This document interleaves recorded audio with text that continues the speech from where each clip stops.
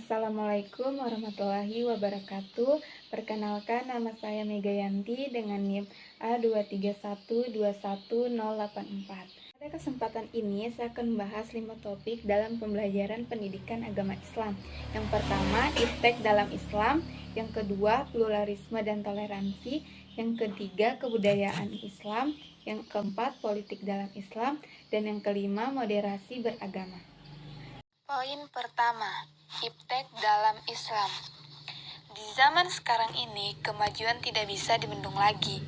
Dunia semakin maju dan semakin modern. Dengan kemajuan tersebut, ilmu pengetahuan dan teknologi semakin maju dan berkembang, bahkan semakin modern. Dalam Islam, ilmu pengetahuan dan teknologi adalah suatu keharusan dan harus sesuai dengan pandangan Islam. Ilmu pengetahuan dan teknologi tanpa pandangan Islam, maka akan terjadi kekacauan baik secara fisik maupun secara non-fisik. Peran Islam dalam perkembangan iptek pada dasarnya ada dua. Pertama, menjadikan akidah Islam sebagai paradigma ilmu pengetahuan. Kedua, menjadikan syariat Islam yang lahir dari akidah Islam sebagai standar bagi pemanfaatan iptek dalam kehidupan sehari-hari. Kemudian, dalam perkembangan iptek terdapat rambu-rambu iptek yang menjadikan akidah Islam sebagai paradigma pemikiran dan ilmu pengetahuan. Di antaranya, 1. Akidah Islam sebagai dasar iptek. 2. Pengembangan iptek semata-mata untuk mencari ridho Allah. 3. Muatan etika dalam pengembangan iptek. Poin 2. Pluralisme dan toleransi. Pluralisme merupakan sebuah paham yang menghargai adanya perbedaan di tengah kehidupan masyarakat dan mengizinkan kelompok berbeda itu tetap menjaga kebudayaannya sebagai ciri khas. Kemudian, pluralisme terbagi menjadi beberapa macam, antara lain 1. Pluralisme budaya. Pluralisme budaya adalah kondisi budaya yang majemuk, yang mana istilah ini digunakan untuk menggambarkan penerimaan budaya alternatif. Maksudnya, orang-orang hidup bersama dengan saling toleransi terhadap budaya orang lain yang berbeda-beda agar tercapai pluralitas. 2. Pluralisme agama. Pluralisme agama adalah sebuah konsep yang memiliki makna luas berkaitan dengan penerimaan terhadap agama yang berbeda dan digunakan dalam cara yang berbeda-beda. Pluralisme agama ini mengingatkan bahwa semua keyakinan itu sama, karena kebenaran setiap agama adalah relatif. Karena itu, setiap umat beragama tak boleh mengklaim bahwa keyakinan yang dianutnya paling benar dan yang lainnya salah. 3. Pluralisme sosial. Pluralisme sosial adalah sebuah paham yang menerima keberagaman berupa sikap saling menghormati dalam interaksi sosial yang terjadi antara individu atau kelompok pada sebuah tatanan sosial.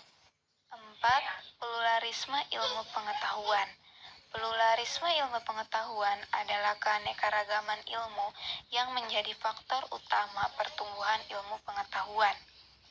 Adanya pluralitas ilmu pengetahuan ini bisa memperlihatkan hak individu dalam mengambil keputusan atas suatu kebenaran yang bersifat menyeluruh atau universal bagi setiap individu.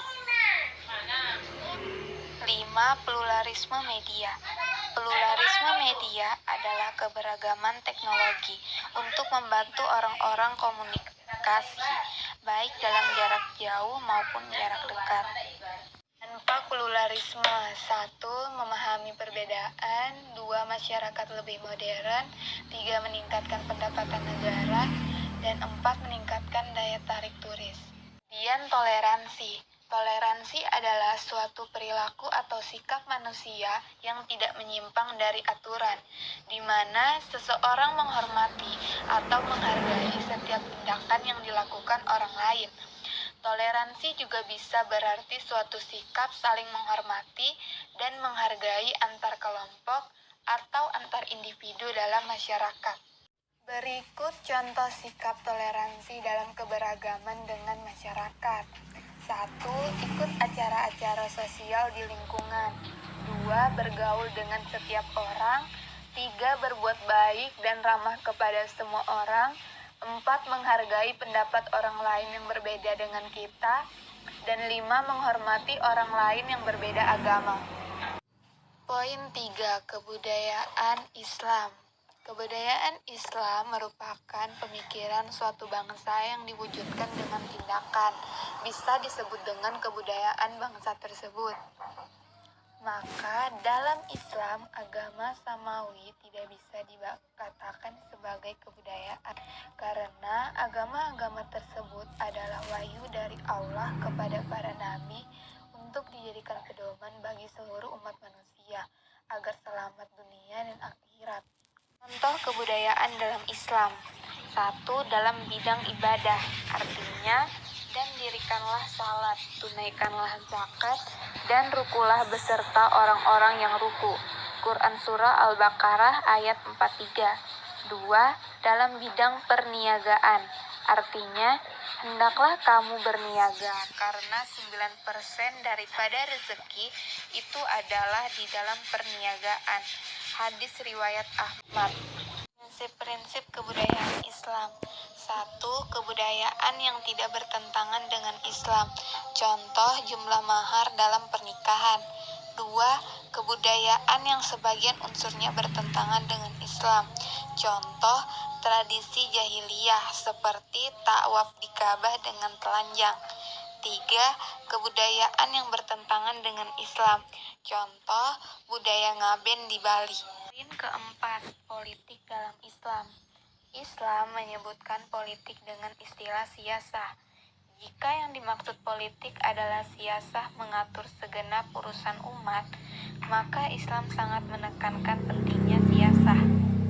Bahkan, Islam sangat mencela orang-orang yang tidak mau tahu terhadap urusan umat.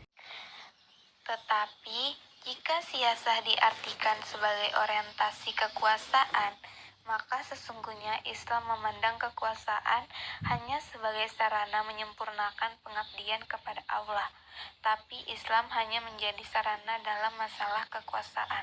Islam dan politik adalah dua hal yang integral. Oleh karena itu, Islam tidak bisa dilepaskan dari aturan yang mengatur urusan masyarakat dan negara. Sebab, Islam bukanlah agama yang mengatur ibadah secara individu saja. Namun, Islam juga mengajarkan bagaimana bentuk kepedulian kaum muslimin dengan segala urusan umat yang menyangkut kepentingan dan kemaslahatan mereka. Mengetahui apa yang diberlakukan penguasa terhadap rakyat, serta menjadi pencegah adanya kezaliman oleh penguasa. Rasulullah pernah bersabda, barang siapa di pagi hari perhatiannya kepada selain Allah, maka Allah akan terlepas dari orang itu.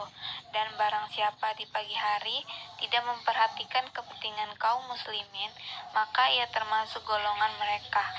Poin 5. Moderasi beragama. Moderasi beragama merupakan cara pandang, sikap, dan perilaku selalu mengambil posisi di tengah-tengah, selalu bertindak adil, dan tidak ekstrem dalam beragama. Moderasi beragama menjadi penting sebagaimana dijelaskan lebih lanjut dalam buku Moderasi Beragama yang diterbitkan Kementerian Agama tahun 2019. Ada sejumlah alasan yang menyertainya. 1. Moderasi beragama menjadi cara untuk mengembalikan praktik beragama agar sesuai dengan esensinya dan agar agama benar-benar berfungsi menjadi harkat dan martabat manusia, tidak sebaliknya. 2. Agar peradaban manusia tidak musnah akibat konflik berlatar agama.